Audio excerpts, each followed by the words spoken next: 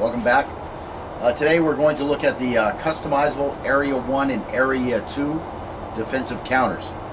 Again, a lot of people teach the 4 different zones based on where the elbow is at. And what I say is forget about zones 3 and zones 4. Just focus on zones 1 and 2 and work your zone defense or your area defense to where you can handle all 12 angle of attacks. This again is for 2 reasons.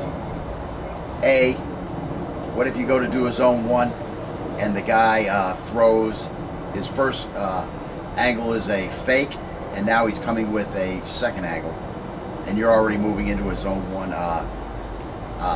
defensive response. Well, now you need to be able to pick up that other angle because you don't have time to restore yourself back to a chamber and start all over again. The second reason being that now you only have to think of one response. You don't need 4 different responses for a guy attacking you. So now you've simplified the thought process. You're going to get off of his fighting center.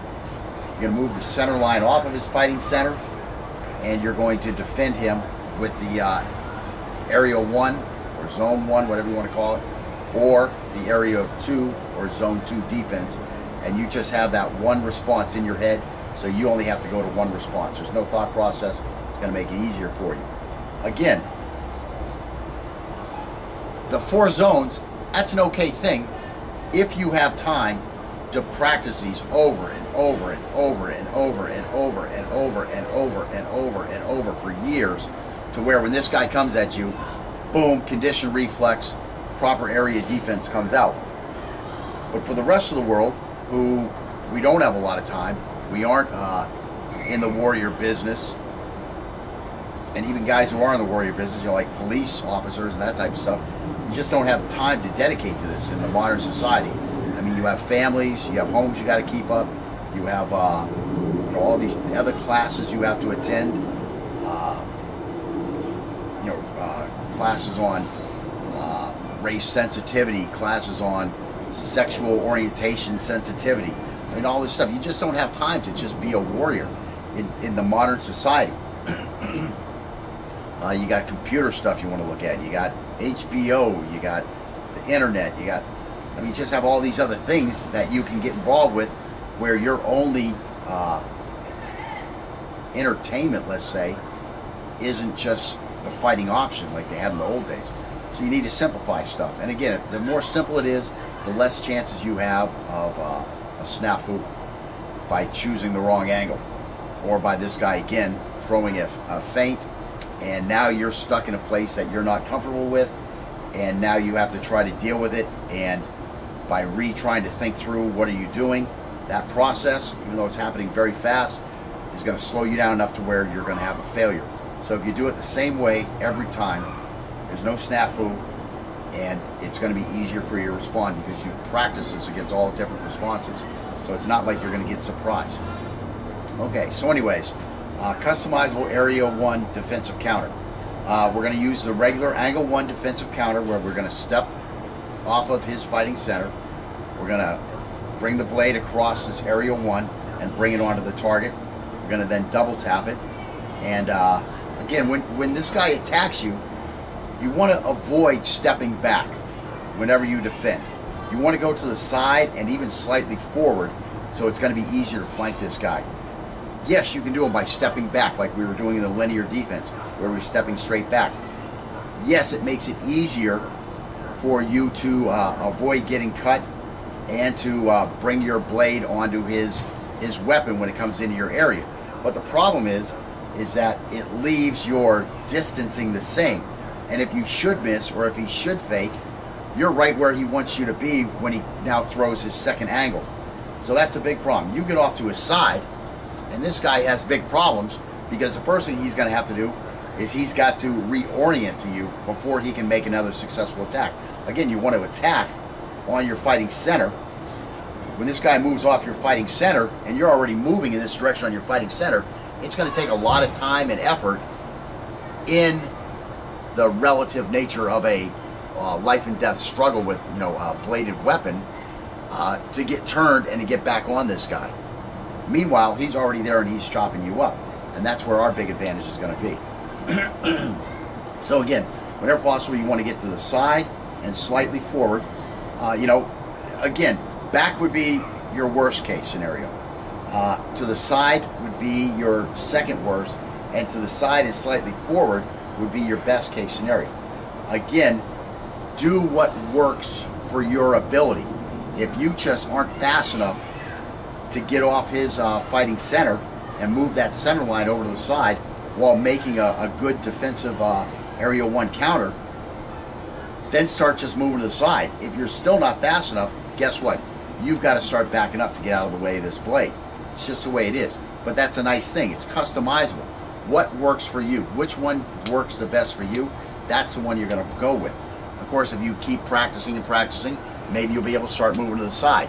Keep practicing, practicing, maybe you'll be able to move to the forward, to the side, you know, to a oblique flanking position. And again, that's what we're going to work on because we're both in decent health. Even though I'm a little fat, I'm still pretty quick for a fat guy. And he's, you know, in good shape, and he's a tall, strapping young lad, so he shouldn't have a problem with it. So again, this is going to allow us to avoid the threat's fighting center, and when we finish our step, we can immediately pivot towards the threat so that our fighting center is back on the center line, and we have the advantage here. So again, we're going to go over here, and we're going to use an Area 1 defense. We're going to double tap on angle 11 as we pivot back onto the center line. Then look, you've got the knife right up here, which is going to be perfect for an angle 7 or a angle 4 to the neck. Once we get over here, now we're on the outside. We've got this hand checking the body or trapping the body, or we've gotten a catch on his weapon as we did that initial double tap. So now here we are. We've moved off to the side. Again, if you come in with this angle 7 thrust, you're going to pull this out so you make a nice big C cut. Now you're going to be bringing this back towards the chamber, or again with that 4, you're going to be bringing this back towards the chamber. And now we're going to be just like we were working in the last lesson, or the last concept, the last step, where we're going to be using that angle 3 thrust as we move to flank and towards the rear. Then we're going to roll that blade, and we're going to finish with that reverse angle, that angle 4 reverse to the throat. And now we can check this guy off, and hopefully he'll bleed out before he can get anything going. Again, we have stuff later on that will help us deal with that contingency of letting this guy bleed out as he attacks us. Footwork to help us avoid him during his next 15 seconds or 20 seconds, whatever he's got left until he's going to pass out from loss of blood. And again, you know, there's other things you could do. You know, you could get back here, cut the throat, now stomp on the back of his knee and drop him to the ground, and you know, and throw a nice round kick, shin kick to his head and knock him out. So now he can bleed out in peace. You know, whatever you want. Again, it's a customizable defense. I'm not showing you a technique of here's step 1, here's step 2, here's step 3, here's step 4. Okay, now the technique is done. That's ludicrous to teach fighting or knife fighting in that manner. You know, I was looking at some Mark McYoung stuff last night. He's just huge about that stuff of you know, people just trying to pack technique after technique after technique after technique, and God forbid on your 1 in a million day the guy attacks you in a way that none of your techniques are going to be effective against. Again, this is going to work against anything, especially, you know, you and your partner can bring more and more stuff into it, and you'll see us. We'll ramp this up as we're going, and all of a sudden the guy attacking is going to be attacking with a combo attack. He's going to come in, you know, throw that blade out, retract it as quick as possible, and come in with another angle. He's going to be trying to chase you around as you're trying to trap him off. So you'll be able to see the way that this is really an effective attack, whereas most of the stuff on YouTube is, you know, a guy sticking the knife out, holding the knife out, making sure this hand's way out of the way while the other guy throws his absolutely absurd Tang Soo Do, Taekwondo, Karate Do, Wing Chun, whatever, freaking martial arts technique at this guy that has absolutely no application to an actual street situation. You know, when you look at this thing that we have here, and then you go out and look at real fights, you'll be able to see where, wow, I see how this would have worked in a real fight. Okay, so whatever, whatever counterattack we do, Whenever possible, we want to trap the weapon hand. It's important that we continue to control the threat's ability to attack while we move away from the threat's weapon, while continuing to cause damage. Even when we are successful in completely severing a carotid artery, the threat will still be able to fight for 15 seconds. I don't know if I just read that again, but it's that important. You know, you have to continue the fight. You can't just sit here and carve this guy up and expect that he is just going to stand there while you carve him up. He is in a fight for his life, and he is going to continue to fight even after you've slashed him from one side of the neck to the other side and got both carotids, both jugulars, and his trachea. He is still going to continue to fight if he can keep his mental capacity in that nature. And again, you know, when is he going to realize that his neck is freaking cut off? It's going to take him a second to realize he's choking on his own blood, etc. So, you know, you do have to continue to control this guy while you're chopping him up, and you have to be in a position to control him after you finish chopping him up. Okay, so let's get on with some of the examples here. Okay, again, so just to walk through the angles and to see the footwork as I'm moving through the angles. Again, I'm going to be on a zone 1 defense. So I'm going to start here like this, come in with a nice slow number angle 1. So again, I'm going to be here. So I've got everything out of the way. I'm off of his fighting center. Here I am with my zone 1, angle 1, area 1 defense. And there's my chop. So I've just defanged the snake. Now since I've defanged the snake, I try to get a catch. So now I've got a catch. So now I come back up here just to double check that. First off, down here is not where I want to be. I want to be up here with this blade. So that's why we come here. So now here's this angle 11.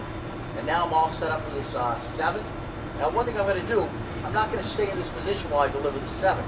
First off, I want more thrust than just my arm going into it. So I'm going to bring in this here, right? And again, we're going to bring this knee up fast. That's going to force me forward. That's going to put more mass or more movement going towards his neck. So if he's got his hand up there, I can plow right through it. Now if I miss this, that's no problem. It's not a big deal. Of course, if I'm used to doing a C-cut with this, I'm going to roll the knife. Guess what? Well, I just got in at angle 4. Or again, I could just start with the angle 4. Come up here and hit with the angle 4. Now my blade finishes down here because I've retracted it back to a chamber area. And again, if he tries to bring this knife back on me, I've got this check, so he's going to have a hard time. Okay? And while I'm doing that, you notice the way it pushed me over this way. Well, could I use that to help with my momentum? Yes, I could. So now I just come in here, 1 kidney, 2 kidneys. That's what you really want to work on. You don't want too many shots here. We're just trying to move the back. Now pull this blade over here. And he might be cutting my forearm right here. He might be smart enough and calm enough to think that, wow, I got to cut his forearm. Well, that's good. I would prefer him to be focusing on that than anything else, because I'm going to roll the blade, and here we've got this reverse angle 4 slack, or angle 4 reverse slack. And now this thing is basically over. And now again, we learned about checking off. So I can check this guy off, and I can evacuate the area, or I can get ready for him to turn back on me. Again, I could also take a knee out, try to put him onto the ground, get on top of him with his face down on the ground. That would be a great thing. Right now we're not teaching hand-to-hand though, we're just teaching knife fighting. So again, I don't want to try to take too much material here. So what we're going to do is we're just going to finish with the slash. And again, later on we'll work with some footwork on how to deal with this guy and just avoid him in general if we have the ability to like get away from him. I mean, like this fight starts where I'm at my gas pump up in my car and I'm filling my car up with gas, and all of a sudden I see some jack off over here start wandering over towards me. So I pull my knife out, I get my knife, I open my knife, and now all of a sudden this guy comes up, asks me for money. I tell him to get the F out of my life before I shove a boot up his ass, and he tries to, he gets a little offended, he's a sensitive type, and he tries to come at me with a stab, so coming to the center. So here's where this fight has begun. So that's realistic, that could happen. I don't think that's too Hollywood, I don't think that's too far-fetched. You might not be as rude as I was, and I might not be either in the actual situation. Again, I might be. So now here I am. So now we've got this going. So now we got a problem with the car here or something like that. So that's where this step needs to be hard. This needs to come in here. Now again, he brings the knife onto me. Bang, bang. And now I've got him caught. I cut here. Now I've got a problem. I'm in the middle of a freaking parking lot, okay? This guy have basically killed him, okay? I've just slashed his throat. I know I've slashed his throat. If I didn't slash his throat, well, I'll give him a couple more pokes in the karate. Okay, now I see blood spurting out, and I know this guy's going down. Okay, do I really want to grapple with him on the ground if that's not my forte? No, I don't.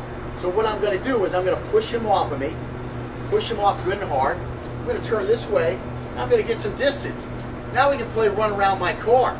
Okay, he's bleeding out. We can play run around my car. We can play run around the pumps. We can play I go run in the store and close the thing. The problem was initially though, is I've got a gas hose here and made my car doors open. I got really nowhere to go back. This guy's in front of me. I have to defend myself. So I defended myself. Now once I've defended myself and I'm pretty sure that I have killed this threat, I mean if nothing else, I certainly am behind him and he's not near as much of a threat as he was. Now I can try to get my distance from him. So boom, I push him off, send him over the hose, and now I'm back here, I can go around my car. So I've got a lot of areas to move around. I mean, I can escape. I can go running down the street 3 blocks if I want. You know, whatever I want. So that's what I'm looking at, where it's all applicable. And again, if this guy starts to chase, I'll show you some footwork later on how to keep him away. So let's just go ahead. I think you've got the idea of the technique now. Now you can watch us practice some of those techniques. So again, we're just going to go through all 12 angles. And again, we're starting from, you know, a basic, you know, stance like this, a ready stance. Whereas, you know, on the street, it might be like this. I mean, I might pull my knife out and tell this guy, you know, stop, stay back. And let him decide what he wants to do. I mean, you could get into a full stance and tell this guy, stop, stay back. You know, it's going to be up to him, you know, how ignorant he is on assessing someone's skill level when they post up and are ready to start a fight. So this is even though this looks kind of potty-ish, one-step type sparring stuff, I mean, it's realistic. I mean, yeah, I can stand here like this. This is more dangerous trying to react from here than trying to react from here. Now, a lot of times you will see me, we'll get like this, and I'll just stand like this, just to practice, you know. So again, these are all things, you want to bury this stuff up, you know, look at different ways to do it, and bring that into your kit while you're going through the drill like we are here. And stop it. Oh shit, see, I lost the plane here. So I got to keep fighting. Wow.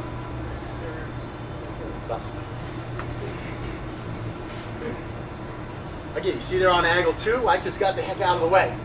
Boom, go right up for that neck. Stop that.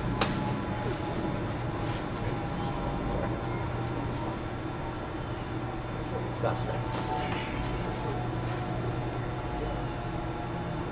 Again, wherever your blade is, you know, that fork came at me, I got kind of wide out here. I'm looking down, boom, just stuff it right into his stomach. It's a customizable self-defense.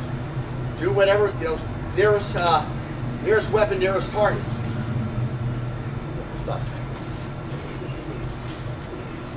And there it worked out just like the technique that I might be selling if I was a technique salesman.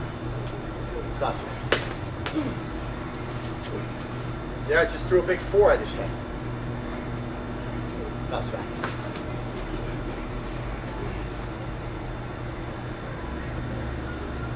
That's back.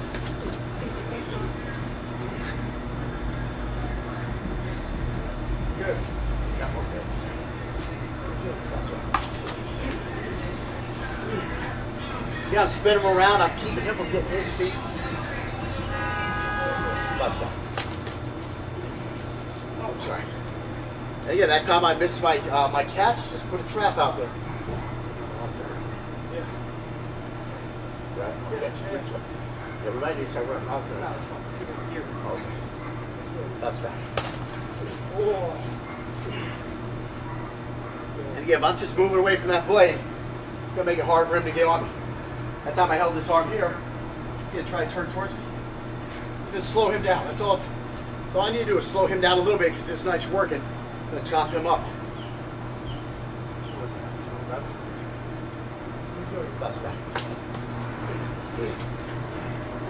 That time he actually nicked me. No problems. Keep fighting.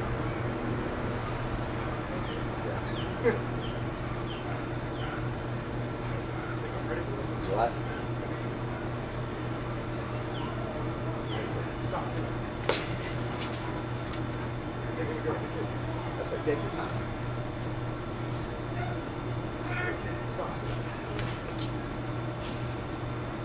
That's it, just finish it off. He wanted to go fast that first one, and he kind of forgot some stuff, so I told him just take your time, slow down, work through it. We got 48 of them. Yeah. Then we're going to come back and do 48 more where I try to fight back a little bit. So during your first 48, just try to get it down. Speed up as you go. Good, good. Yeah, now see, that time he slowed down. What he had to do was he had to acquire a target. He saw my hand right where he wanted to stack. Again, those are all things that practicing them here, you're going to see it, and then you're going to be able to process that on the go.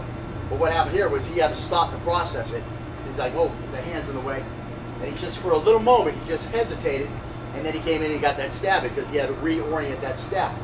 No problems. Just go. And again, initially you will do that. You're going to have to orient it. You're going to have to observe it. You have to reorient where your blade goes. Then you have to make a decision. Okay, where's my blade going to go?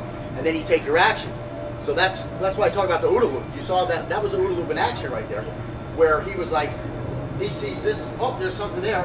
So now he has to re-observe the whole thing. Okay, where's the opening? There's the opening. Now he's got to orient himself to get there as he makes that decision. Well, I'm going to poke there. Boom, then he poked there, go. But you can see that just was like, ooh, and then and he ramped it back up. So again, that's the importance of practicing for all different variations. So like it will come automatically. Like you see me when I go, I just start, the hands just start flying towards open spaces. You know, sometimes I'm doing them here, sometimes here, sometimes it's a 4. Because I've done them so many times, a response just comes out. Because I've already trained in all these different responses. I've seen all these different things. And again, did I get cut one time out of 12? Yeah, I got cut one time out of 12. What's rule number 1? Yeah, about a knife fight. You're probably going to get cut. Well, don't let that stop you because you got cut. You take that little nick and keep this hand moving. If this hand stays still, it's more likely to get cut. Keep it jumping in there and popping stuff while this hand's getting cut, and you have a much greater chance for success. Fine. I'm gonna get it. Stop. And again, he whiffed on the double tap. No problems. Who cares? The blade is now way the hell over here. You can't even catch it or trap it. Well, get going with the job. You got the job to do. I have aided you in having time to do that. So.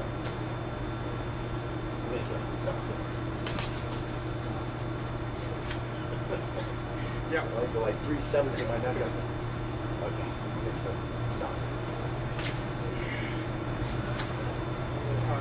And as you can see, initially, you know, we're feeding this blade to each other.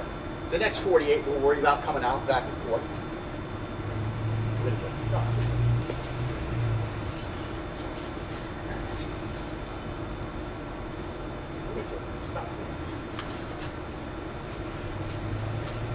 Again, that time he got me full fist, no blade at all. I didn't drop my knife and cry.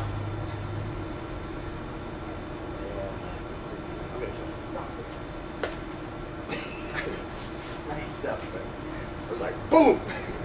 If you were using the Spartan, that thing is 7. Yeah. I just like that target. Right, Your right. hands there, I'm still right into it. Right, right, yeah. It's just, I mean, you got this side or this side. And I'm going to stop.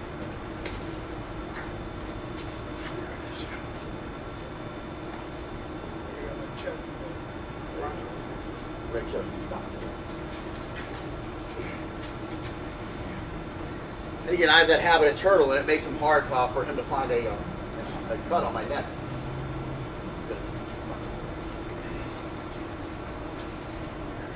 I mean, you have families, you have homes you got to keep up, you have you know, all these other classes you have to attend. You know, classes on race sensitivity, classes on sexual orientation sensitivity. I mean, all this stuff. You just don't have time to just be a warrior in the modern society. You got computer stuff you want to look at. You got HBO. You got the internet. You got, I mean, you just have all these other things that you can get involved with where your only entertainment, let's say, isn't just the fighting option like they had in the old days. So you need to simplify stuff. And again, the more simple defense, and you just have that one response in your head, So you only have to go to one response. There's no thought process. It's going to make it easier for you. Again, the 4 zones, that's an okay thing if you have time to practice these over and over and over and over and over and over and over and over and over for years, to where when this guy comes at you, boom, condition reflex, proper area defense comes out. But for the rest of the world, who we don't have a lot of time, we aren't in the warrior business, and even guys who are in the warrior business, you know, like police officers and that type of stuff, you just don't have time to dedicate to this in the modern society. Welcome back.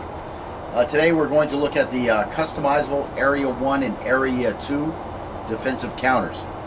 Again, a lot of people teach the 4 different zones based on where the elbow is at.